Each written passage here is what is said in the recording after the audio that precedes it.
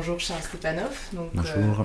Merci d'avoir répondu à notre invitation pour lundi soir, donc l'émission hebdomadaire maintenant de lundi matin où on reçoit différents invités sur différents thèmes. Et aujourd'hui, donc, on t'a invité pour parler de ton livre L'animal et la mort, qui nous a beaucoup intéressés. Et c'est un livre qui est sous-titré Chasse, au pluriel, modernité et crise du sauvage. Et justement, on va vouloir aborder avec toi à la fois la thématique, bien sûr, de la chasse, qui est centrale, mais sous des formes différentes. Hein. Et cette pluralité nous a intéressés. Et aussi en tant que lieu pour interroger la relation moderne à l'animal, nos sensibilités à l'égard de l'animal et ces sensibilités dont tu montres très bien le clivage, les catégories ontologiques à partir desquelles on appréhende l'animal, notre place dans le vivant. Et cet angle vif de la chasse s'avère particulièrement important pour comprendre un peu comment on peut être clivé ou osciller entre deux relations à l'animal, ressources, matière, d'un côté, de l'autre côté, ce que tu appelles animal enfant, et ces animaux de compagnie qui on prodigue tous nos soins. Donc c'est tous ces thèmes qu'on va aborder avec toi dans le cadre de cette interview, et notamment donc ça nous permettra aussi de parler de différentes chasses et de leur d'une chasse paysanne à laquelle tu consacres peut-être plus d'attention, peut-être plus que la chasse commerciale ou d'autres chasses plus connues et plus médiatiques, notamment dans les polémiques et les controverses qu'elle soulève. Donc on va essayer de clarifier ces différents enjeux avec toi et sur tes terrains d'enquête. Oui, moi j'ai eu envie de te lire, parce que j'avais lu avant Voyager dans l'invisible, dont je trouve que c'est un livre vraiment important, qui pose la question de notre rapport à l'imaginaire, de l'imaginaire comme moyen de connaissance, aussi digne que la rationalité scientifique. Et ton travail sur donc le livre qui s'appelle Voyager dans l'invisible, sur un travail de terrain que tu as fait avec les chamans de Sibérie. Et dans ce livre, il y a déjà des thèmes qui apparaissent. Alors dans ce livre, moi une des choses qui m'a le plus passionné, c'est le rôle de la chasse dans l'hominisation de l'espèce et de la formation de l'esprit humain d'une certaine manière. Bon, tu t'appuies sur d'autres auteurs, mais c'est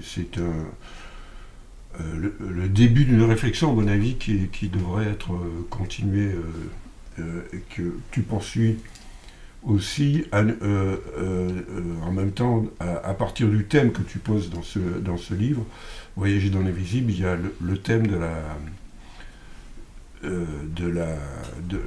du prédateur empathique, ce que tu appelles le prédateur empathique, et je pense que tu vas nous expliquer un peu plus là-dessus. On va essayer de partager cette discussion en deux, parce que on ne peut pas ignorer dans quel contexte on fait aujourd'hui cette vidéo, puisque on voit en ce moment même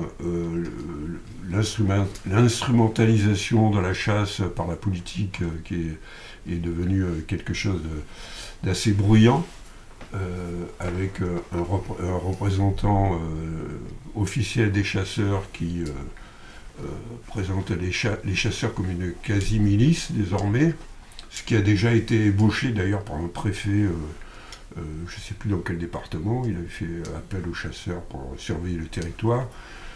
On sait bien l'importance du sentiment anti-chasse dans la population française, que, je le dis tout de suite, je partage en grande partie, mais justement ce sera l'occasion du débat tout à l'heure, mais je trouve important de laisser la possibilité que tu développes toutes les thématiques principales de ton livre, parce que je trouve que c'est un livre d'une très grande richesse documentaire et réflexive, qui parle pas seulement de la chasse, mais en fait du rapport entre les humains et la nature, de la modernité avec la nature, la naissance de la nature comme concept. Donc, pour démarrer,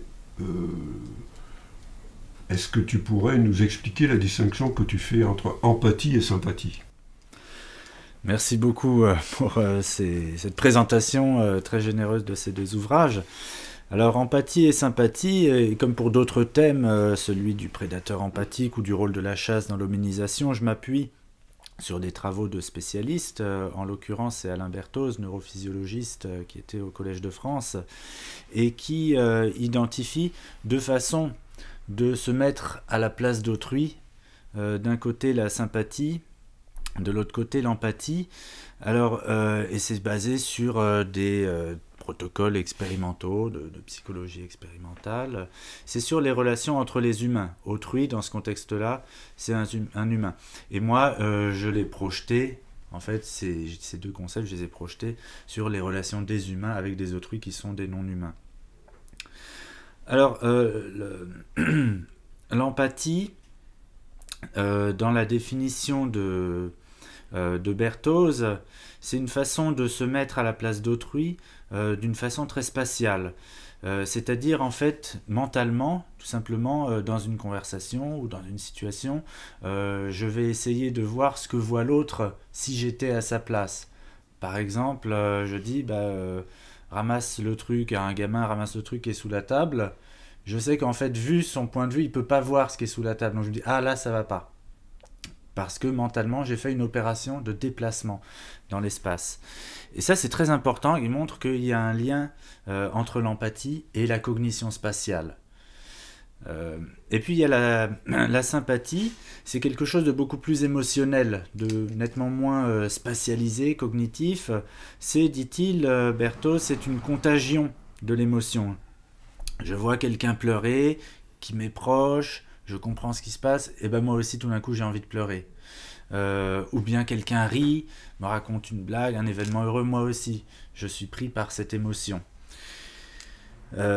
Donc dans le rapport au non-humain, ce qui est très intéressant, c'est que ces deux façons de se mettre à la place d'autrui, je les voyais s'appliquer sur le terrain à deux camps opposés, les animalistes d'un côté, qui revendique la compassion, donc ce qui dans les termes de Berthoz donne la sympathie, c'est-à-dire voir la souffrance, voir l'angoisse de l'animal, voir dans ses yeux l'effroi face aux prédateurs, les chiens et les animaux, et soi-même l'éprouver, soi-même se sentir envahi, pris par des larmes. Alors, et souvent ça passe plutôt par l'image d'ailleurs. Certains militants me disaient quand ils sont sur le terrain, ils sont moins gagnés par l'émotion. Par contre, quand ils voient les vidéos par la suite, ils voient la vidéo avec le cerf aux abois, là, il pleure. Alors, il faudrait réfléchir pourquoi. Et par contre, donc les chasseurs, que ce soit les chasseurs à courre ou bien de la chasse paysanne, de façon surprenante, employaient un peu le même discours que les animalistes, puisqu'ils disaient si tu veux chasser, il faut te mettre à la place de l'animal. Et c'est la même chose, il faut se mettre à la place de l'animal. Mais avec des effets complètement opposés, puisque là, il s'agit de le traquer et d'en venir à bout. Pourquoi se mettre à la place du sanglier ou du cerf? Ça va être prendre en compte sa perception du monde. Typiquement, les odeurs.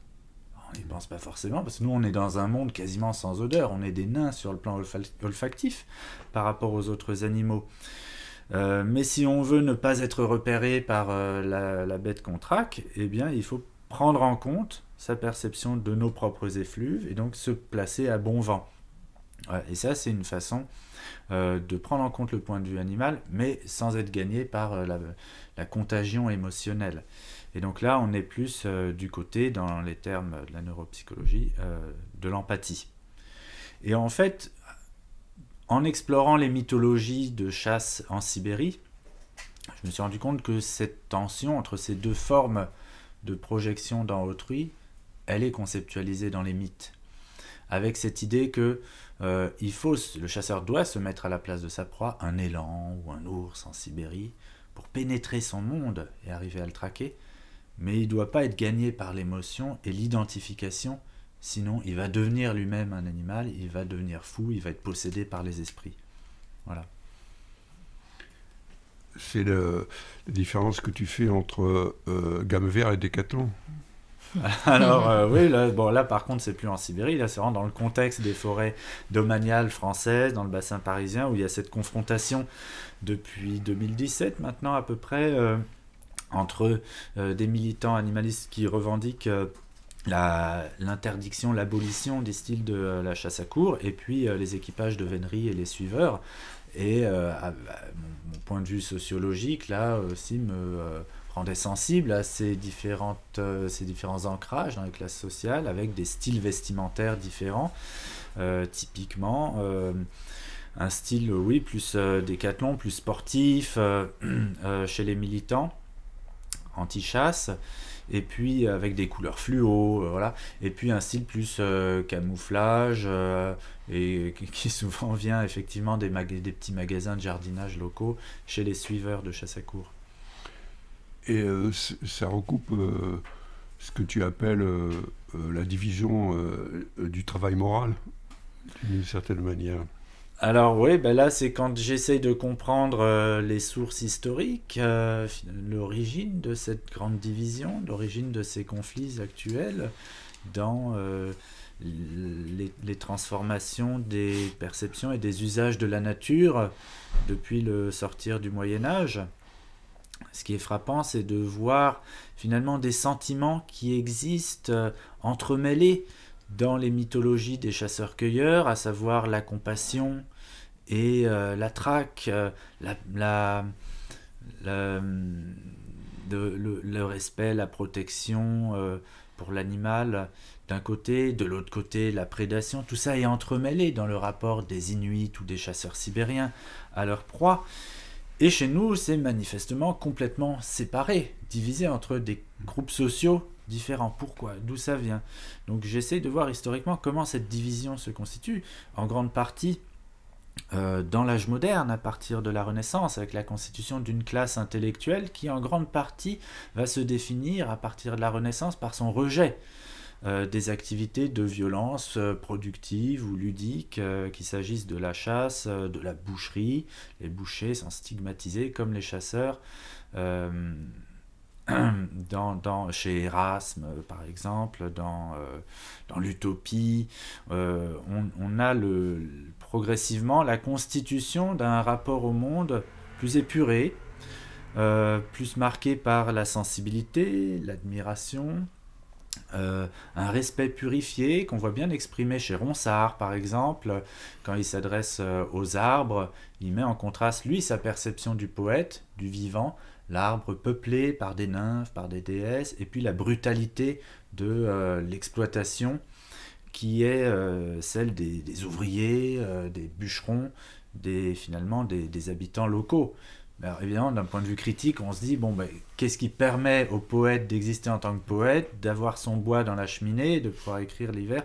C'est le fait que la violence envers le vivant, elle a été déléguée à une classe sociale infériorisée et stigmatisée, qui sont les bouchers, les forestiers, les bûcherons. Tu fais un détour par la vache sacrée aussi. Oui, voilà. Oui, donc dans ces différents... Le fait que la vache et au fur et à mesure que la vache est devenue sacrée en liaison avec l'instauration du système des castes, le meurtre des vaches a été délégué aux musulmans ou aux intouchables. Aux intouchables, oui. Donc, et aux classes impures. C'est ça, oui. Voilà, dans l'idée d'essayer de comprendre comment se met en place cette singulière division du travail moral, qui fait que des groupes sociaux vont avoir en propre un certain rapport moral au vivant et d'autres un rapport contrasté, ce qui donne lieu à des conflits et à de la domination sociale. fondée sur des éthiques différentes. Et il est intéressant de comparer effectivement nos sociétés occidentales avec une autre société hiérarchisée, avec des classes qui sont des castes, qui est la société indienne, où cette division, ce caractère éthique, religieux du rapport au vivant, fondant de la domination sociale, est particulièrement clair et lisible. Donc, mais ce qui n'a pas toujours été le cas, ou pas dans cette configuration-là. Dans la vieille religion védique, la vache est déjà sacrée, mais ça n'empêche pas du tout de la tuer. Au contraire, comme probablement dans les vieilles religions indo-européennes, le moment central, collectif, c'est le sacrifice du bovin sacré qui est exécuté par le prêtre, à l'époque la caste des brahmanes. L'écoulement du sang donc n'était pas quelque chose d'impur, mais quelque chose de sacré. Et donc il y a une transformation il y a 2500, 2000 ans, avec l'avènement d'une morale de la non-violence, la himsa, qui est progressivement intégrée par les brahmanes, de sorte en fait, que le refoulement de la violence. Voilà, de sorte que l'acte de violence n'est plus un acte socialisé, sacré, mais va être au contraire camouflé, stigmatisés, et les personnes qui en ont la charge vont être déclassées et finalement les intouchables tuent les animaux, travaillent le cuir parce qu'ils sont intouchables, et ils sont intouchables parce qu'ils tuent les animaux et ils ont contact avec l'impureté. Donc c'est une forme de domination éthique et sociale qui s'auto-entretient dans le rapport à l'animal. Pauline, tu voudrais peut-être revenir sur la chasse, en fait. Oui et non, parce qu'en fait, oui, par ce biais-là, parce que c'est... Alors, est-ce que tu penses que dans le contexte actuel, cette part d'invisibilité et de délégation, finalement, grosso modo, on a le sentiment qu'elle part dans les abattoirs, et qui déclenche une certaine sensibilité, bien sûr, avec des vidéos, toujours du visible nécessaire, mais moindre que la chasse. Qui elle est visible et plus et donc l'objet de plus de controverses. Donc il y a cette partition entre une acceptation de l'exploitation de l'animal matière et de l'autre cette sensibilisation à l'image d'un certain sauvage, en fait, une certaine construction du sauvage dans l'animal de la chasse à courre, etc., qui tout d'un coup moralement devient sacré ou pas. Est-ce que... Oui, finalement, on est dans des débats extrêmement bruyants sur cette question de la chasse, qu'il faut la supprimer, etc. Extrêmement bruyants, mais en même temps extrêmement opaques. On ne comprend pas quelle est la motivation profonde de ces débats. Qu'est-ce qui scandalise profondément les gens ? Est-ce que c'est la question du bien-être animal, par exemple ? Pas vraiment, j'ai l'impression.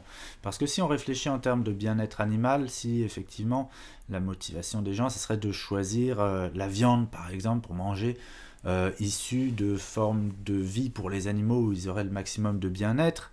Un cochon de 100 kg, il a droit à 1 mètre carré. En bio, c'est un petit peu plus. En élevage de plein air, c'est à peu près 1000 mètres carrés. Le sanglier, c'est la même espèce. Ils ont les mêmes besoins, la même curiosité, la même intelligence. Le sanglier, il n'y a pas de limite. Et c'est des animaux quasiment migrateurs. Ça a des besoins énormes d'espace. Donc dans ce cas, on devrait se dire, on va manger du sanglier si on est soucieux du bien-être animal. Et on va aller demander aux chasseurs de nous donner de la viande de sanglier, nous nourrir comme ça. Ça serait presque possible. Enfin, les populations de sangliers sont multipliées par 20 ces dernières décennies. Mais non, c'est absolument en réalité impossible. Et du coup, qu'est-ce qui nous en empêche ? Qu'est-ce qui profondément nous choque ? C'est le fait, je crois, que la mort est socialisée, est visible, est l'occasion de banquets, de joies, de réunions communautaires dans la chasse.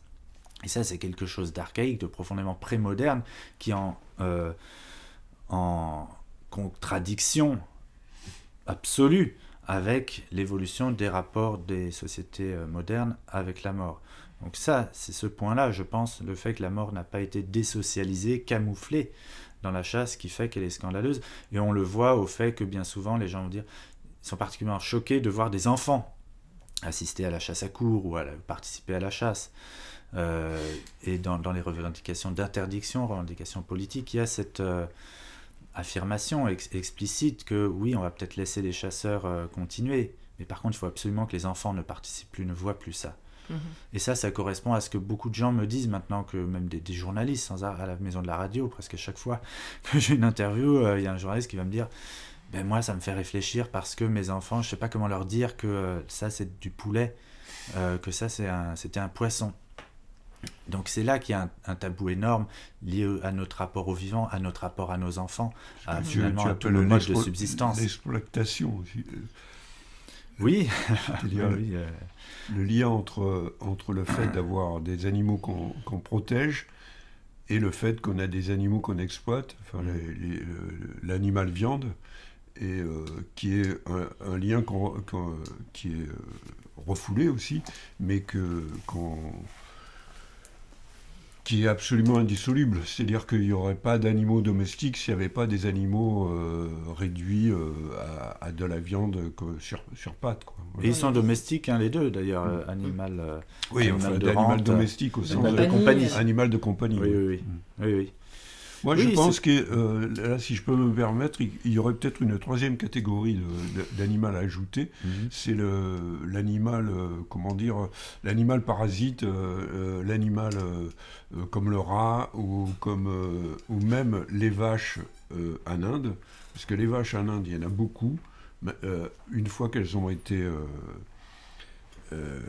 qu'elles ne peuvent plus donner de lait, l'éleveur ne sait plus quoi en faire, il les abandonne, il ne peut pas les tuer, et celles qui ne sont pas tuées, on les abandonne et elles vivent sur les terrains vagues, et elles bouffent des cartons. Moi, j'en ai vu beaucoup, ces vaches faméliques qui bouffent du carton dans les terrains vagues, et ça peut être les mouettes aussi qui vivent sur nos débris, et on a tendance à transformer de plus en plus les animaux en parasites, même les animaux dits sauvages comme les sangliers, qui pénètrent de plus en plus dans les villes et qui vont fouiller les poubelles, ou les ours dans les réserves américaines qui vivent de nos ordures. Tous les animaux qui vivent de nos ordures, je pense que ça pourrait être une troisième catégorie. Mais oui, mais qui disparaît en réalité, parce qu'elle est totalement intolérable, justement pour la sensibilité moderne. Effectivement, les villes étaient peuplées les villes prémodernes, et les villes indiennes sont de ce type-là largement. Effectivement, à Bénarès, on voit des vaches qui mangent du journal, du carton. Mais on n'imagine pas ça à Paris, vous n'imaginez pas ici, alors que ça existait. Oui, mais à Paris, on a les pigeons, on a les rats. On fait tout pour s'en débarrasser. Et puis, c'est pas une catégorie typique de notre relation moderne à l'animal. C'est pas quelque chose qu'on a créé, qu'on a inventé. C'est quelque chose dont on essaye de se débarrasser. On a massacré tous les chiens errants. Il y en avait 10 000, 20 000 par an massacrés en France. C'est pour ça qu'on n'en a plus. C'est le résultat d'un énorme massacre. Pareil pour les chats, et avec une loi de plus en plus exigeante qui oblige à une surveillance toujours plus rapide en nombre de mètres. Ça évolue depuis le 19e siècle, le nombre de mètres de liberté qu'a le chien et le chat. Dans la civilisation paysanne, le chat et le chien ne sont pas nourris. Le chat, en tout cas, jamais. Le chien, il est nourri de pain, et ils doivent se débrouiller. Donc c'est un type de rapport assez complexe qui est à la fois du parasitisme, de la coopération de temps en temps pour aller à la chasse, ou le chat qui rend service en régulant les souris. Des relations complexes, mais dont on a voulu se débarrasser. Il a fallu faire entrer ces différentes catégories, ces différents animaux dans deux grosses catégories qui sont effectivement dominantes, et notre invention, qui est l'animal matière d'un côté, c'est ce qu'on appelle les animaux de rente, c'est les cochons, les vaches, ceux qui nous fournissent de l'énergie à manger et des carcasses, et puis d'un autre côté, des animaux qui ont un traitement complètement opposé, qui sont les animaux enfants, j'appelle ça. Alors, pourquoi enfants ? Parce qu'ils n'ont jamais accès à la maturité qu'ils avaient dans la civilisation paysanne. Le chat, il se nourrissait, il choisissait avec qui il se reproduisait, et le chien aussi. Là non, on les nourrit, on les soigne, on les castre, donc ils n'ont pas accès à la maturité sexuelle, et ni même aux hormones qui leur permettraient de se développer en tant qu'adultes. J'ai trouvé très, très intéressant aussi ce que tu dis sur le cerf qu'on a choisi de ne pas domestiquer. Ça, c'est une réflexion très stimulante sur pourquoi à un moment de l'évolution humaine, on a domestiqué les bovidés et pas le cerf, quoi. Et ça, c'est en lien avec la place du cerf dans la chasse du souverain, c'est ça ? Oui. Il est possible d'apprivoiser les cerfs, ça a été fait, les Gaulois le faisaient, on voit les Romains, on voit des représentations de chars tirés par des cerfs. Ça devait être splendide à observer. Donc c'est possible. Je pense que c'est pas vraiment possible d'avoir de l'élevage pastoral parce que les cerfs ont tendance à se disperser par rapport au renne. Hein. Le renne est un animal, un cervidé très voisin qui lui a été totalement domestiqué et qui fait l'objet d'un élevage pastoral. Il a un comportement plus grégaire, il forme des troupeaux et ça c'est important comme condition pour qu'une domestication fonctionne. Bon, mais toujours est-il que il y avait une sorte de contrôle des cerfs. On le voit très bien parce qu'au néolithique, le cerf est introduit, ou le daim, dans différents cervidés, sont introduits dans des îles où ils n'existaient pas. Mais ils sont introduits comme gibier. Donc ils sont introduits pour que ces néolithiques qui se déplacent avec leurs troupeaux, les chèvres, les vaches, les cochons, les moutons, pour qu'ils puissent aussi chasser. Donc on voit que dans le néolithique, il y a l'élevage, mais il y a aussi la chasse. Ils viennent avec leurs troupeaux et avec leur gibier, et quand ils arrivent sur une île, ils installent les uns et les autres. Donc il y a quelque chose de plus complexe que ce qu'on imagine du néolithique. Il y a à la fois un rapport à des animaux domestiques et à des animaux sauvages, et qui sont composites, hein, qui entrent dans la définition même de ces modes de vie pré-paysans, de cette origine même de la paysannerie qu'est le néolithique. C'était la même chose avec les plantes aussi. Oui. Et c'est une occasion pour toi de critiquer aussi le travail de Scott, qui est un des auteurs phares des lecteurs de Lundi Matin, j'imagine, puisqu'il fait partie de ces auteurs qui cherchent l'endroit où ça a commencé à aller mal pour l'humanité, et il a trouvé que c'était la révolution néolithique, qu'à mon avis, cette démarche de chercher le point où ça ne va pas, où ça commence à ne pas aller, à mon avis, c'est une erreur. Mais ça, c'est un débat, un autre débat.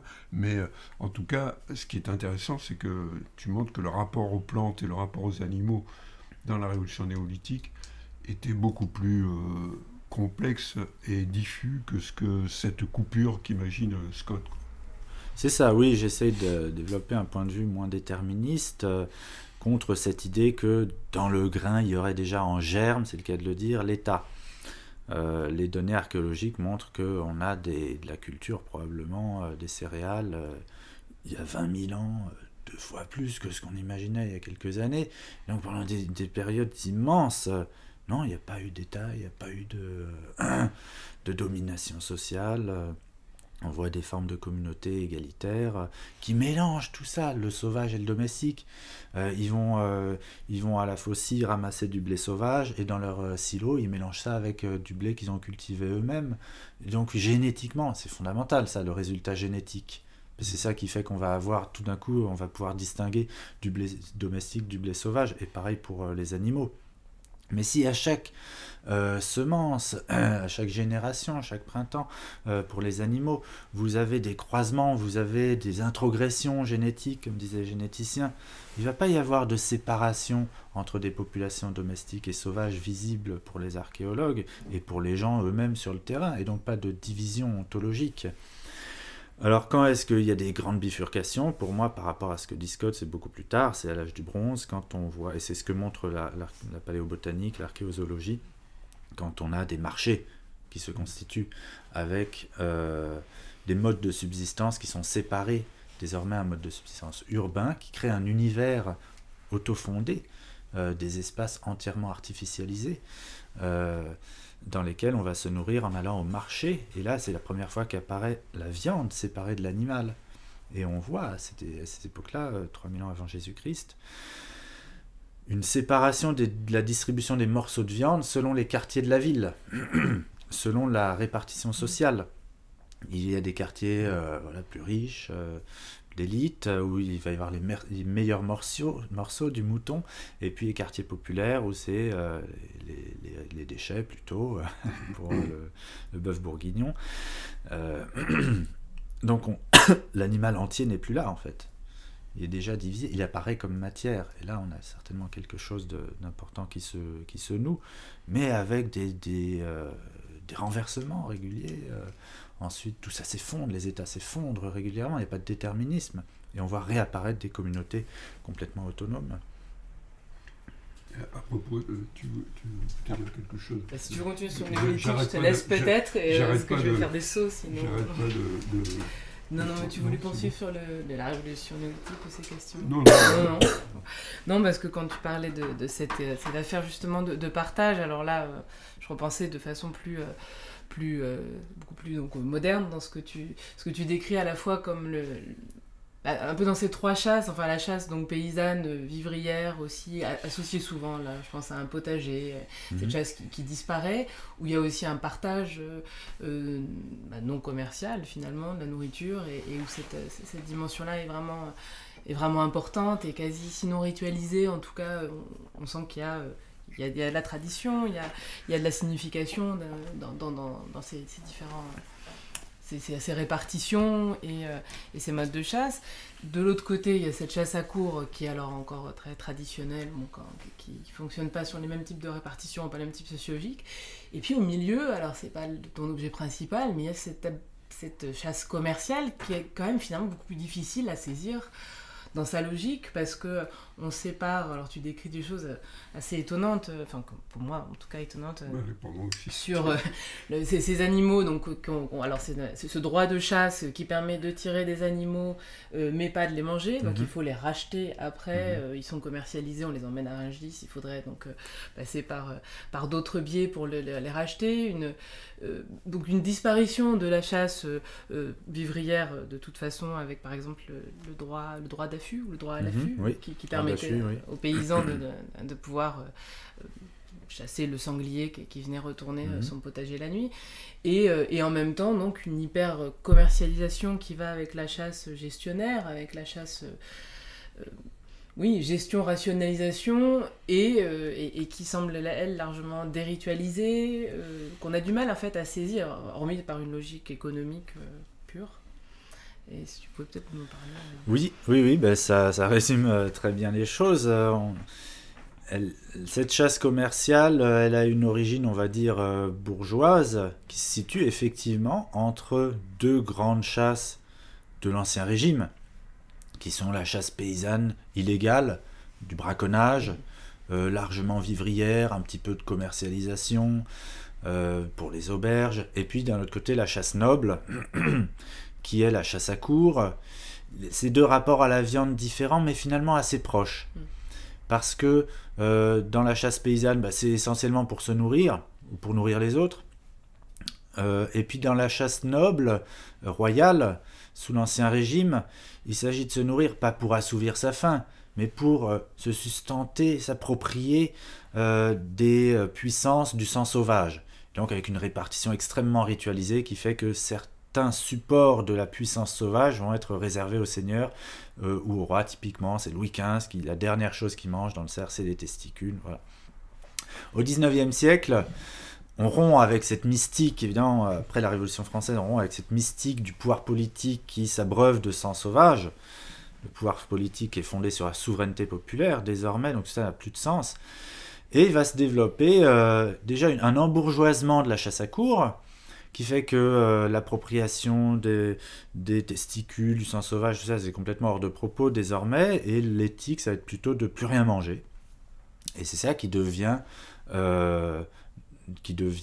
prestigieux, c'est de chasser sans y rien toucher, sans en rien manger, par opposition à ces formes populaires, et qui sont toujours du braconnage, qui sont toujours persécutées, qui sont ce qu'on appelle le viandard, c'est celui qui va chasser pour ramener de la viande. Le bourgeois, lui, il va par esthétique, pour le plaisir, pour dépenser. C'est aussi une logique économique différente. La chasse sport aussi. Voilà, c'est cette notion de sport là qui n'existait pas sous l'Ancien Régime, qui se développe sous l'influence anglaise. Sportsmen, ça désigne les chasseurs. Et les revues de sport au milieu du 19e siècle, en France, c'est des revues de chasse uniquement. C'est par la chasse que s'introduit cette notion de sport, d'un rapport à la nature, on va se dépenser et dépenser. Donc, au contraire, des méthodes populaires qui vont essayer de trouver un gain, une nourriture, une subsistance dans la cueillette, dans le piégeage des animaux.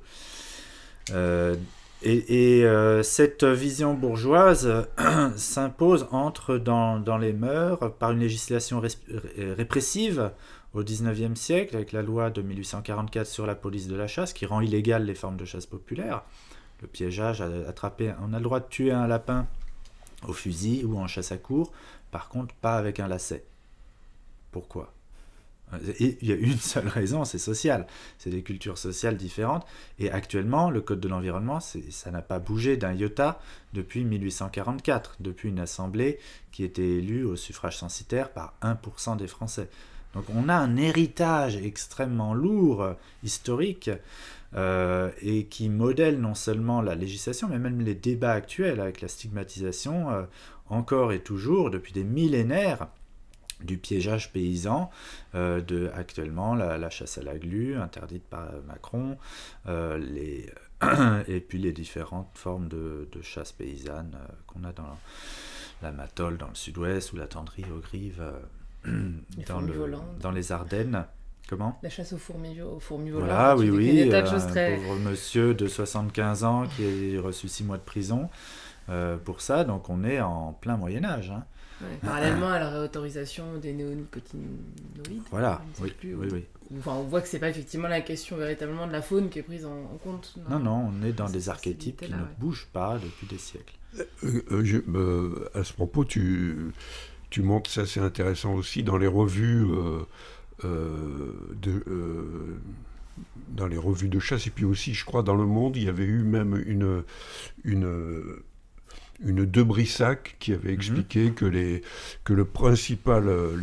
principaux responsables du dépeuplement des campagnes, du dépeuplement animal des campagnes, c'était pas les pesticides, c'était les chasseurs. Donc, au moment où on introduisait massivement le DDT dans les campagnes, et on niait l'effet des pesticides et on faisait tout porter sur les chasseurs, et elle utilisait ce concept de chasse sportive. C'est des gens qui font pas une chasse sportive, je crois.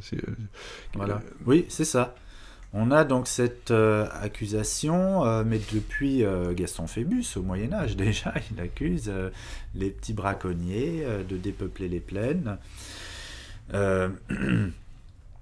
En 1905, la Convention internationale de protection des oiseaux utiles à l'agriculture est signée par la plupart des pays d'Europe de l'Ouest. Premier grand moment là, international de protection des oiseaux, c'est très important, et c'est la France qui porte ça. Seule mesure, interdire et réprimer sévèrement les paysans qui attrapent des petits oiseaux pour les manger. Alors même qu'on est en pleine industrialisation de l'agriculture, développement de la chimie. Et remembrement, parce que tu parles pas en 1905, hein, mais ça va continuer par rapport ensuite aux arséniates de plomb, à tous les phytosanitaires qui vont connaître un développement très important tout au long du XXe siècle. Il y a une espèce de mécanique d'aveuglement des élites en faisant porter la responsabilité des crises écologiques depuis le Moyen-Âge, en fait, des problèmes de la faune qui varient, ça monte, ça baisse, sur des pratiques populaires, et ne pas regarder les transformations écologiques, le capitalisme agraire qui se développe, l'assèchement des marais, la mise au travail de la terre sous Napoléon III, de toutes les zones qui étaient des zones entre le sauvage et le domestiqué, les friches, les landes, les marais, toutes ces zones humides sont mises au travail, et évidemment, des habitats disparaissent en masse. Oui, parce que à ce moment-là. Après-guerre, oui, c'est ça, pardon. Oui, c'est ça, juste remembrement, je veux dire, après-guerre, enfin, et surtout dans les 60-80, où tu décris ce qu'on sait, mais quand même, toutes ces disparitions de haies, et donc d'une... Moi, j'aime beaucoup tout le passage sur le bocage, qui est, enfin, je pense que ça doit te toucher personnellement, puisque tu parles beaucoup du bocage du Perche, et ça te donne l'occasion et c'est une formule que c'est marrant parce que ça nous a frappé tous les deux, cette très belle formule sur l'envol des fées a précédé le départ des hirondelles. Ça, au passage, il faut dire que tu as vraiment le sens de la formule et tu sais raconter, ce qui n'est pas toujours le cas de beaucoup de confrères universitaires.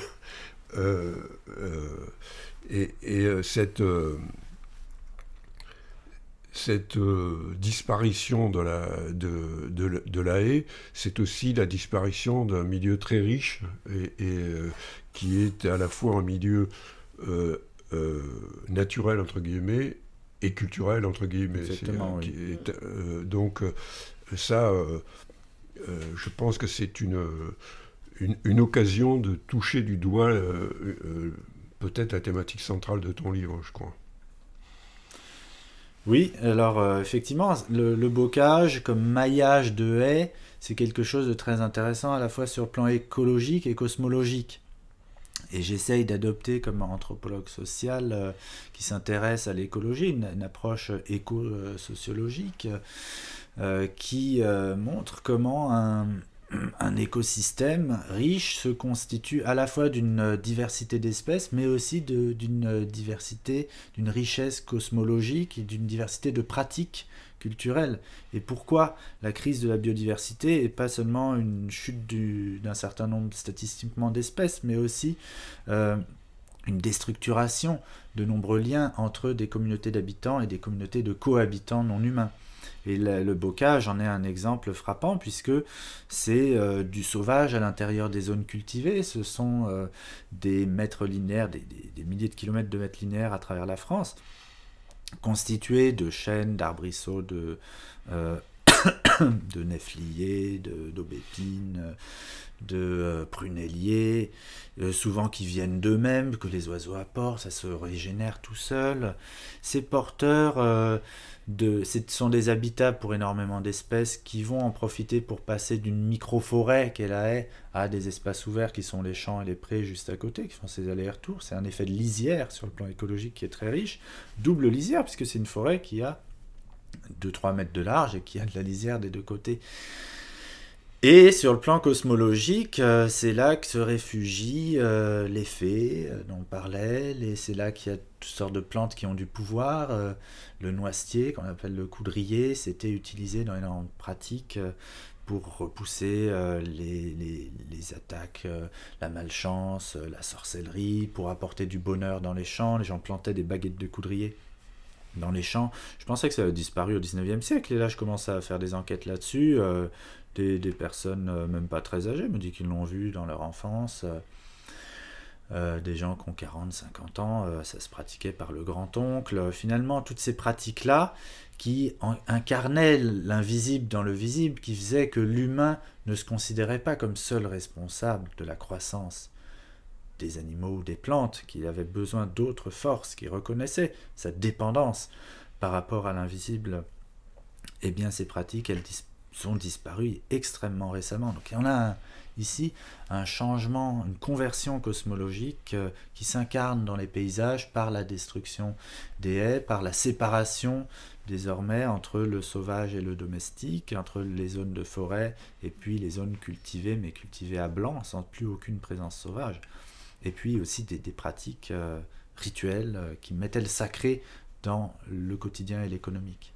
Et sur la forêt, justement, tu notes que cette apparence de remembrement de forêt, enfin, cette apparence, il y a plus de forêt, tu montres que les haies disparaissent et qu'on pourrait avoir ce sentiment, ou du moins le citadin va peut-être avoir ce sentiment qu'il y a plus de forêt, donc plus de sauvages, mais qu'en fait, c'est des blocs forêts, eux-mêmes remembrés, finalement, selon la même logique, mais qui sont beaucoup des forêts d'exploitation, de résineux, où justement, il n'y a pas, non seulement il n'y a pas toute cette faune et cette vie, mais ça n'organise pas du tout toute cette cosmologie des limaces, de tout ça. Y a pas, oui. C'est pas porteur de tout ça.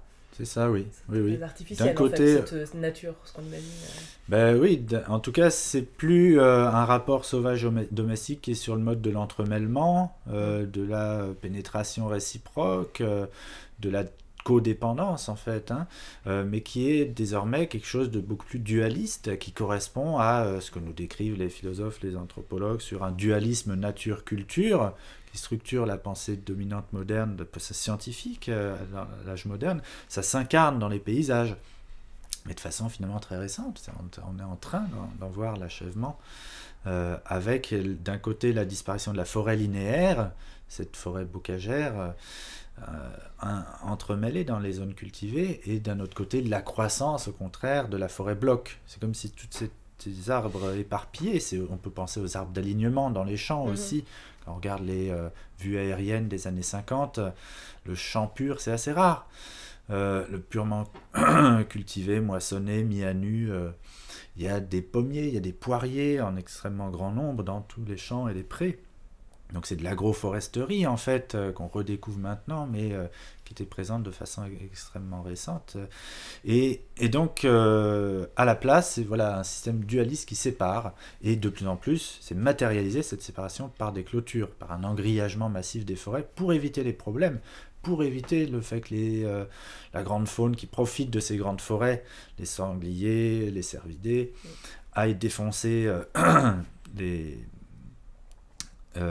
emblavures, les champs cultivés. Eh bien, on grillage, on évite aussi les problèmes de conflits d'usage, de voisinage, les scandales des promeneurs qui vont se trouver dans un territoire de chasse. La meilleure solution, la solution d'avenir, probablement, malheureusement, c'est la clôture. Pour ne pas rester dans la mélancolie, essayer de réfléchir un peu à un dépassement possible. Ce que je trouve très riche dans ton livre, c'est que tu poses la question de la sensibilité par rapport aux animaux, et tu montres comment il y a eu la sensibilité par rapport aux animaux et la sensibilité par rapport aux nègres ou aux colonisés. Ce sont deux sensibilités qui ont voyagé en commun, et comment, d'une certaine manière, à un moment donné, il y a eu une bestialisation de certains humains et une humanisation de certains animaux, oui. Et comment les deux ont pu cohabiter, enfin, pour dire de manière très très grosso modo, avec les Lumières, quoi, avec oui. Et puis tu vas jusque, et là je trouve que c'est un peu inutilement méchant, si je peux me permettre, parce que c'est un argument qui est revenu tellement souvent sur le rapport des nazis avec les animaux, enfin le fait que les nazis effectivement promeuvaient le bien-être animal, une certaine forme de bien-être animal. À mon avis, là, on peut entrer dans le champ de la discussion et de la critique de ton argumentation. Parce que, pour répondre là sur cette question de... Enfin, la stigmatisation aussitôt par les nazis, enfin, sur les végétariens, on entend très souvent sortir cet argument, Hitler était végétarien. Bon, je trouve ça, c'est quand même assez grossier. Parce qu'on peut rappeler, par exemple, que beaucoup de rescapés de la Shoah sont devenus, eux, végétariens, animalistes, défenseurs des animaux. Je ne sais pas si tu connais ce bouquin tu connais certainement. Un éternel Treblinka, qui est le bouquin qui cite Isaac Baylis Singer, qui disait pour les animaux, tous les êtres humains sont des nazis. Et c'est vrai que pour moi, qui vis avec des animaux, qui aiment les animaux, qui aimait vraiment profondément qui aimait profondément une chatte et qui aime profondément mes chats que j'ai aujourd'hui, je suis conscient aussi que mon premier geste d'amour consiste à les castrer et à les tatouer ou à les tatouer digitalement en leur mettant une puce, mais c'est une forme de marquage. On ne peut pas ne pas penser aux pratiques nazies quand on a ce rapport. Et donc, il me semble que en restant dans l'opposition un peu les bons chasseurs de la société rurale contre la vision effectivement pleine d'impasses de l'animalisme moderne. Enfin, il me semble que tu prends un peu parti et que moi je pense qu'il faudrait arriver à sortir de tout ça, parce que j'ai un poulailler et je vois bien ce que ça veut dire d'avoir un poulailler, parce que ça veut dire enclore, si on veut protéger. J'ai eu un certain nombre de fois mes poules bouffées par des renards, et la colère qu'on a, je comprends qu'on ait envie de mettre des collets. N'empêche qu'une fois j'ai vu une fouine dans mon poulailler qui venait de saigner. C'était terrible de voir les poules qui étaient toutes alignées avec... Et j'ai pas pu m'empêcher de la trouver extrêmement belle. Ah bah oui.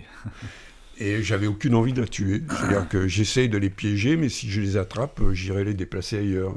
Bon, et je sais bien... Pas que les gendarmes le voient. Oui, je sais que c'est interdit. Nuisible chez les voisins, c'est pas Je revendique un délit en direct. Bon, mais tout ça, enfin, je n'ai pas de solution, mais je ne suis pas satisfait ni par... évidemment, le côté un peu naïf de l'animalisme moderne, ni par, surtout, je dirais plutôt, ce qui reste des traditions, parce que on se demande aussi si ta description du perche, c'est pas de toutes ces traditions que tu as retrouvées qui correspondent aux traditions chamaniques. C'est pas une bulle en fait, parce que est-ce que c'est aussi répandu que ça sur tout le territoire français, sur le territoire européen? Je me demande, parce que personnellement, mon expérience des chasseurs, puisque je vis en milieu rural, c'est quand même c'est beaucoup moins positif que ça, quoi. C'est des gens qui ne sortent que 5 minutes de leur 4x4, qui défoncent les chemins, qui sont en conflit permanent avec les promeneurs. Et c'est vrai que je me demande quelle est l'expérience la plus massive. Mais je n'ai que des questions. Hein. Là, je n'ai pas de. Ça fait beaucoup de questions extrêmement importantes. J'aimerais lever tout de suite l'ambiguïté par rapport à la question de l'animalisme et des nazis. Je me situe absolument pas dans l'idée de faire peser, de supposer un rapport entre l'idéologie nazie et les animalistes. C'est absolument scandaleux de faire ça. Certains l'ont fait et c'est grotesque. Au contraire, là, je suis précis. Je dis que l'animalisme ou le végétarisme a des racines beaucoup plus anciennes, évidemment, que le nazisme, et ça n'a absolument rien à voir. Et je cite les auteurs antiques, Pythagore, Plutarque, Porphyre, qui sont porteurs d'une réflexion sur le rapport à l'animal qui les amène au végétarisme et à critiquer la chasse. Pourquoi je parle en réalité des nazis? C'est pas du tout pour l'animalisme en général, c'est sur un point précis qui est la question de la notion de civilisation et de progrès civilisationnel, en me basant sur les travaux de Norbert Elias, pour savoir qu'est-ce que c'est que cette civilisation, qu'est-ce que c'est que cette notion de progrès, et la questionner. Parce qu'effectivement, le cas nazi, évidemment, pose un énorme problème si on a une vision monolithique de la civilisation. Et on voit que ça pose un problème à nos politiques également. Quand il y a des propositions de loi régulièrement, depuis les années 90, d'interdiction de la chasse à courre, c'est à peu près toujours le même texte, que ça soit la droite, c'était le RPR au début, la gauche, les écologistes, le parti de gauche.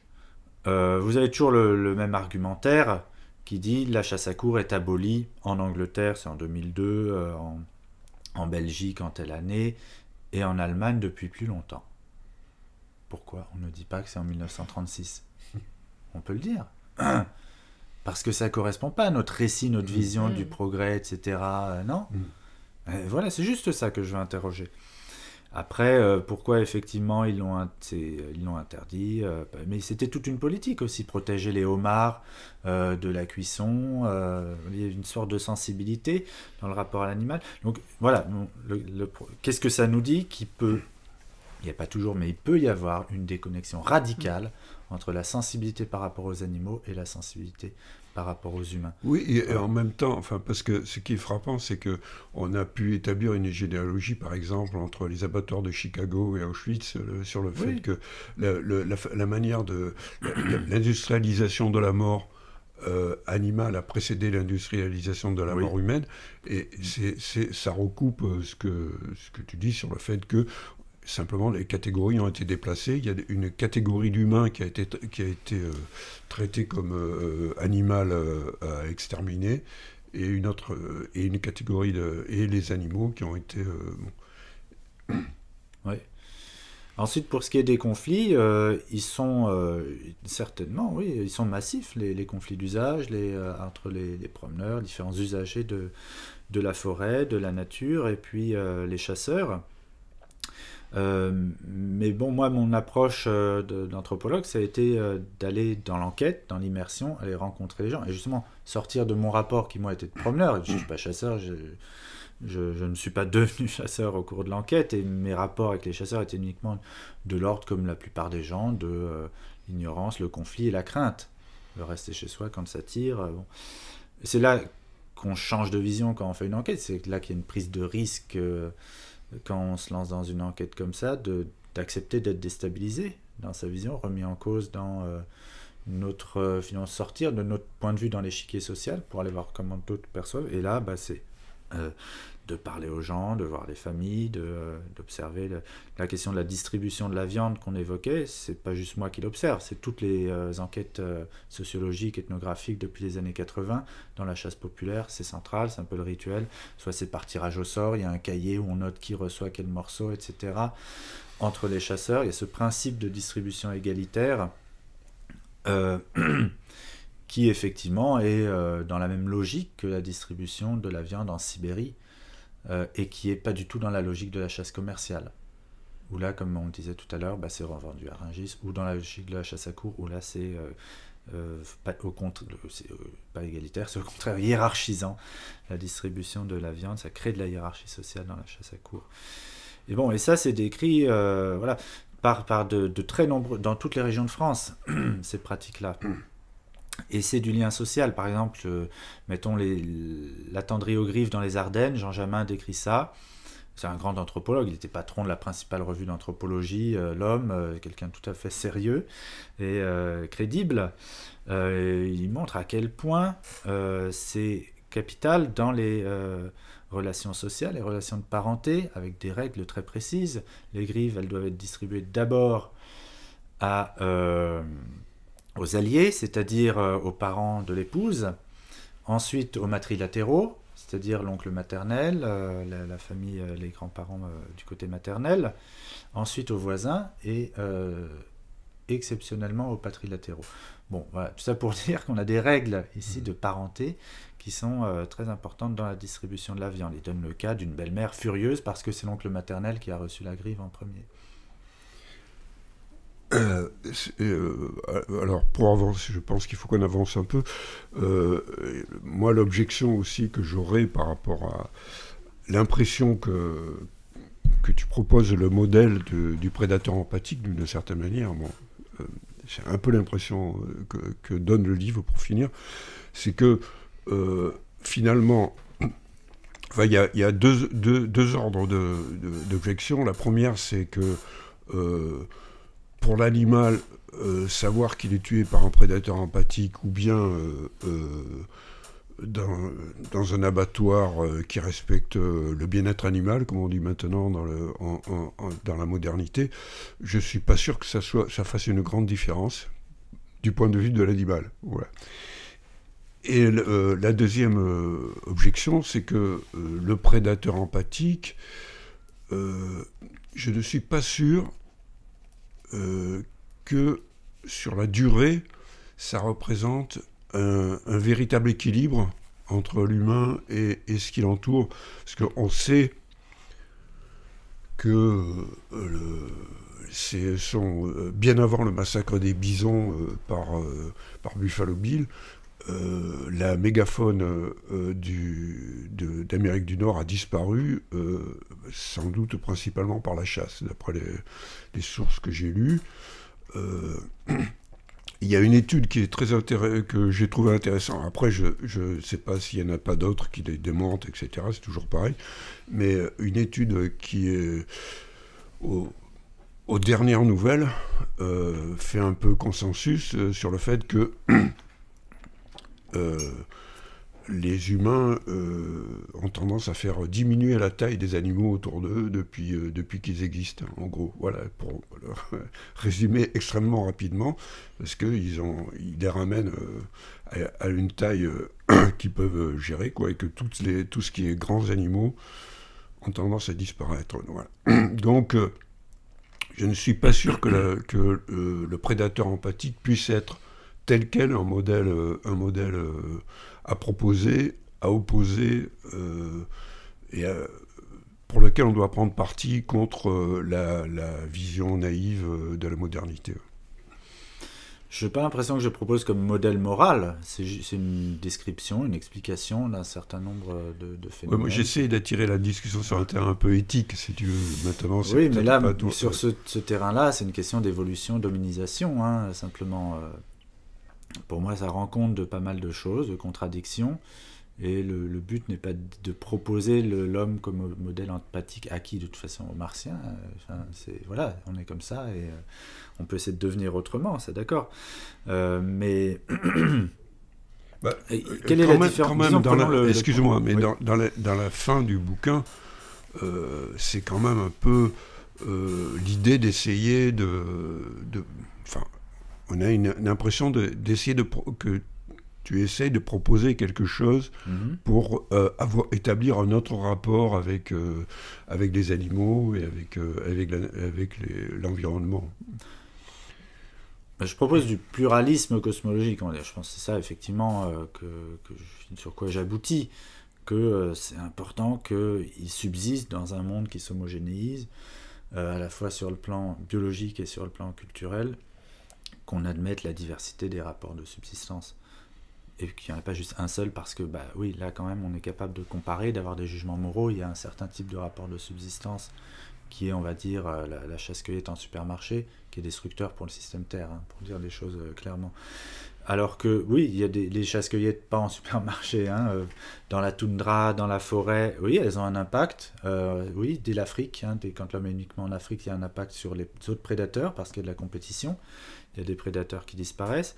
Sur la mégafaune, en Amérique, c'est débattu. Il y a une étude récente qui nous date l'arrivée d'Homo sapiens en Amérique plus anciennement que ce qu'on avait comme datation précédente, donc autour de 20 000 avant le présent. Ce qui fait que l'homme est présent depuis nettement plus longtemps que le mouvement des extinctions de mégafaune. Donc il est probablement moins responsable que ce qu'on pensait, et on penche plus maintenant vers une explication climatique avec la sortie de l'âge glaciaire tout simplement, et des espèces adaptées au climat glaciaire qui n'ont plus été adaptées au climat de l'interglaciaire. Alors, qu'est-ce que ça change pour les espèces d'être chassées par un prédateur empathique ou pas empathique? Alors peut-être pour rappeler, je ne sais plus si on l'a fait, pourquoi l'homme est un prédateur empathique. Donc c'est par rapport à les théories qui disaient l'homme c'est un singe tueur, voilà, dans les années 60, qui sont remis en cause, etc. Donc la conclusion que j'essaye de proposer, là, en me basant sur des tas de travaux, hein, je ne sais pas moi qui invente ça, c'est que oui, l'homme est un prédateur par rapport aux autres espèces de grands singes. On mange plus de viande, beaucoup plus, y compris chez les chasseurs-cueilleurs, dans toutes les sociétés. Mais on se distingue des autres prédateurs, des tigres, des lions, par le fait qu'on est très peu équipé sur le plan physique. On n'a pas de belles griffes, on a des canines ridicules, on ne court pas très vite, on a de l'endurance. Bon. Mais on se distingue par l'imagination, par des stratégies mentales qui nous permettent de piéger les animaux. Et ça fait aussi qu'on se projette dans les mondes animaux, on est capable d'être touché, de voir en eux des alter ego. Et c'est ça qui crée une sorte une tension morale profonde, présente chez les peuples, typiquement chez les chasseurs-cueilleurs, qui souvent sont animistes, donc qui regardent les animaux comme des personnes et qui en même temps doivent les tuer. Et cette tension-là, que j'essaye de résumer simplement dans le terme prédateur empathique, sans dire que c'est génial et qu'on est mieux que les lions qui ne sont pas empathiques, pas forcément. Par contre, qu'est-ce que ça change pour les animaux qui sont chassés ? Ça change énormément. Ça change tout dans leur histoire naturelle. Nos proies, c'est devenu les vaches, les cochons. On a été capable de lier des liens d'affection, de commensalité, ce qu'on appelle la domestication avec nos proies, ce que n'ont pas fait les loups ni les tigres. Cette histoire-là de la domestication, c'est de passer d'un registre de pure prédation à un registre c'est toujours de la prédation, hein, c'est qu'arrêtent nos proies, les vaches et les cochons, mais qui s'est ancré dans un partage d'habitat, dans des communautés hybrides que nous avons créées. Ils nous ont modifiés, on les a modifiés, une forme de réciprocité qui s'est créée. Ils ont transformé nos sociétés, et nous, on les a transformés au niveau physiologique, mais aussi cognitif, puisque des nombreuses études montrent le développement, contrairement à ce qu'on a tendance à dire, c'est des débiles, les vaches, les cochons. Non, ils sont supérieurs aux chimpanzés sur toutes les épreuves, les expériences en matière de cognition sociale, de suivre le regard, de suivre le geste. On les sous-évalue, les animaux domestiques. Donc voilà, il y a eu effectivement, et ça c'est lié au fait qu'effectivement, on est capable de partager des émotions avec nos proies. Donc c'est total comme impact sur nos vies, leur vie et l'histoire de la planète. Voilà. Et sur cette question de prédateur empathique, plutôt comme remarque, hein, mais je pensais au fait qu'on voyait apparaître, après c'est peut-être ça, c'est pas représentatif, mais j'ai souvent pensé évidemment à la pratique du pistage de Baptiste Morisot, où on voit cette reconnaissance d'une forme d'altérité, cette idée de ruse contre ruse, enfin finalement tout ce qu'on met coupé d'une fin, coupé de la mise à mort, où on retrouve finalement à peu près, ça a finalement mis un peu en... Ça rehausse cette dimension-là de la chasse, qui est se mettre à la place de l'animal, jouer avec donc ce qui est décrit par exemple sur la piste animale, et qui apparaît dans une pratique coupée de sa fin habituelle, enfin voilà, puisque dans son cadre-là, donc après, simplement pour dire c'est intéressant de l'avoir existé, c'est pas non plus un modèle, juste ça me faisait penser à ça. Et aussi alors là, c'est des idées, je ne sais pas si elles t'inspireront quelque chose, mais il y a plusieurs sur la question finalement de la place qu'on prend dans l'interrogation humaine, cette fois-ci, sur la place qu'en tant qu'humain on prend dans la cosmologie, à l'heure actuelle, et les espèces d'interrogations, de suspens, en suspens qui naissent. En te lisant, souvent, j'ai eu des scènes de films qui me sont apparues, et avec leur côté, justement, pas forcément résolu. Et je sais pas si c'est des scènes qui sont finalement assez connues, hein, mais qui me semble qui là dans ce dialogue avec le livre faisait surgir justement la difficulté de trouver cette place dans la relation à l'animal, et notamment en tant qui peut être subsistance tout en étant compagnon, etc. Et tout à l'heure, quand on parlait de la mise à mort notamment, et de ces questions avec la désensibilisation ou de la mise à mort humaine, je pensais à cette scène qu'on connaît, je pense tous, avec le cerf, justement, de Voyage au bout de l'enfer, de The Deer Hunter, où on voit, je sais pas si tu vois dans ce film, qui s'appelle The Deer Hunter en anglais, mais qui en français a été traduit Voyage au bout de l'enfer, donc le cerf disparaît, mais qui est un long film sur la guerre du Vietnam, où tu as une très très longue première partie avant qu'ils partent, un mariage, etc. Ça repousse le départ des hommes, et une grande partie de chasse, où on tue. Et puis à un moment ils reviennent et on voit celui qui avait tué, alors peut-être que j'ai un tout petit peu transformé dans mon souvenir avec ça, mais la deuxième partie je suis pas sûre, se retrouve face à un cerf, donc il a connu le Vietnam, l'enfer humain, le carnage, et se retrouve face à un cerf qui l'épaule, qui est sur son promontoire, qui se rend peut-être, et il abaisse son fusil. Enfin, il y a une sorte de trop de sang, trop d'écœurement, mais on voit justement cette espèce de bascule qui est post-mort humaine. Enfin, tu pensais, quand tu parlais de Treblinka tout à l'heure, il y a ce sentiment que l'animal peut aussi nous renvoyer à une question plus profonde vis-à-vis de nos propres usages de la mort interhumaine, quoi. Mhm. Et alors un autre documentaire aussi auquel j'ai pensé, qui est plus sur la question du semblant, enfin je sais pas si tu le connais, que Grizzly Man de Werner Herzog, et qui est assez documentaire assez curieux, où il reprend les rushs d'un jeune homme, Treadwell, qui va tous les ans en Alaska filmer des ours avec lesquels il crée un rapport, alors qui ressemble un peu au rapport des militants naïfs qui sont un peu décrits là, où il est persuadé d'aller protéger les ours, les grizzlies en Alaska, alors grizzlies qu'on voit absolument pas menacés, et lui se comporte de façon très... Il nomme ses ours avec tous des petits noms, enfin il est dans un rapport assez infantilisant, d'un grizzly enfant quasiment, qui réussit quand même, avec lequel il réussit à cohabiter. Et il vit finalement une dizaine d'années dans ce simulacre où il a besoin de trouver cette place. C'est lui-même un comédien d'ailleurs, tous les ans, de protecteur de la nature. Il finit par se faire manger après un été où il n'y a pas eu assez... l'accident arrive, mais c'est étonnant finalement de voir la construction nécessaire, alors à un individu, mais qui me semble assez significative, d'une place complètement fausse, parce qu'il protège personne en fait. Mais il a besoin de s'inscrire dans cette cosmologie avec ce semblant comme ça de rôle de protecteur qui le soutient. Et je me dis, ça dit quelque chose aussi quand même de cette difficulté à trouver une place par rapport aux autres vivants, voilà, entre chasseurs, militants, consommateurs aveugles, et à réinventer des formes de cosmologie vis-à-vis de ça, y compris dans des fictions, des fabulations complètes. Enfin, Treadwell, Grizzly Man, c'en est une. Il est rattrapé par une forme de réel, mais... Oui. C'est des cas où, effectivement, ce qui est intéressant, là, c'est de voir des humains se retrouver dans une situation un peu préhistorique, où on est une espèce parmi d'autres, insérée dans des relations de prédation. On n'est pas juste un prédateur, on peut aussi être une proie.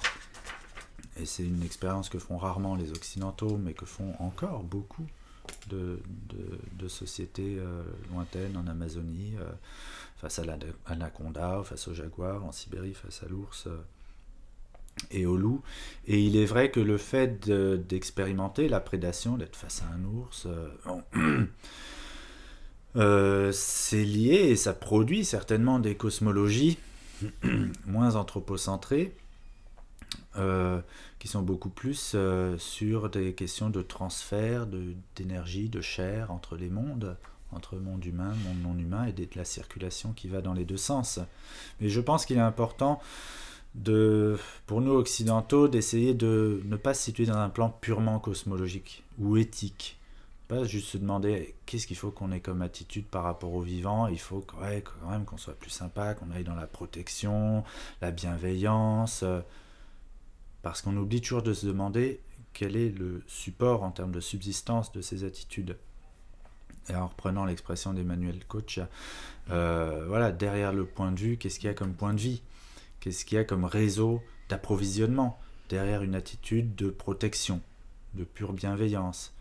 Parce que, c'est ce que il me semble important de ne pas oublier, c'est quelle est la division du travail moral derrière, qui fait que je vais pouvoir avoir, moi, une attitude de respect, d'admiration, de bienveillance par rapport aux plantes, aux arbres et aux animaux.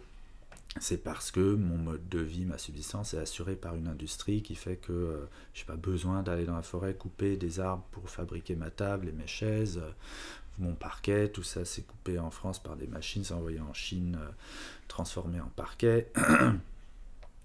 Et parce que je parle ici exprès des végétaux, des arbres, parce que la question ne se pose pas uniquement pour l'animal et pour la consommation de viande. Je veux dire, même pour les véganes, la question se pose. Le fait de manger du pain, ça veut dire, si on n'a pas cultivé soi-même les céréales, ça veut dire qu'on mange du pain issu de farine qui a été ramassé, les blés ont été ramassés par des moissonneuses qui ramassent également des dizaines, des centaines de lièvres de lapins qui écrasent-pouillent des nids de perdrix. Voilà, sans parler de la microfaune dans les sols, qui est les millions de vers de terre qui sont détruits à chaque labour. Donc derrière chacune de ces prises de position éthiques, il faut se demander quel est le soubassement de subsistance, quels sont les réseaux d'approvisionnement qui sont mobilisés et qui rendent ça possible.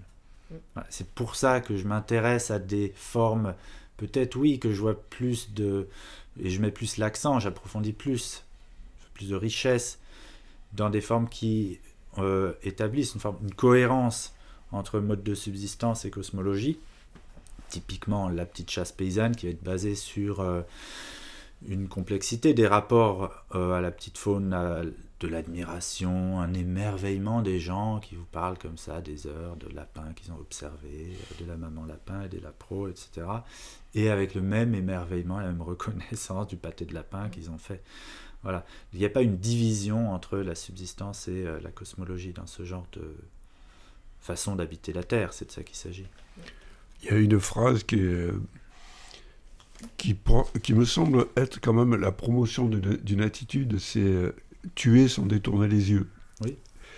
Et c'est vrai que ça recoupe quelque chose que j'ai toujours dit, que j'étais partisan, je ne suis pas végétarien, mais je suis partisan d'une société où on ne mangerait que la viande que l'animal qu'on a tué en le regardant dans les yeux. Je pense qu'on mangerait déjà beaucoup moins de viande si on faisait ça. Ça résoudrait le problème de la surconsommation de viande, c'est sûr. Mais reste le fait que je pense que la bête qu'on a regardée dans les yeux, elle aurait peut-être voulu continuer à vivre. Voilà. Ah oui, il ne faut pas lui retirer ça. C'est juste pour dire que pour moi, ce sont des questions qui ne sont pas résolues. Mais... Absolument, il ne faut pas retirer ça aux bêtes, elles veulent vivre. Mais il faut aussi se dire que l'intérêt des espèces, ce n'est pas juste la survie des individus de l'espèce. Ils vont tous mourir. L'intérêt de l'espèce, c'est que, et de nous aussi, on aimerait bien vivre toujours, on ne peut pas. On aimerait bien que nos enfants vivent dans un monde habitable. C'est la même chose pour les perdrix, pour les sangliers. Et il y a des modes de subsistance humains qui l'ont garanti pendant des millénaires. C'était la chasse-cueillette en forêt, c'est la petite horticulture, le jardinage, et des modes de vie récents, des modes de consommation, dont on sait qu'ils sont en train de détruire cette terre habitable. Voilà. Et là, on peut trancher.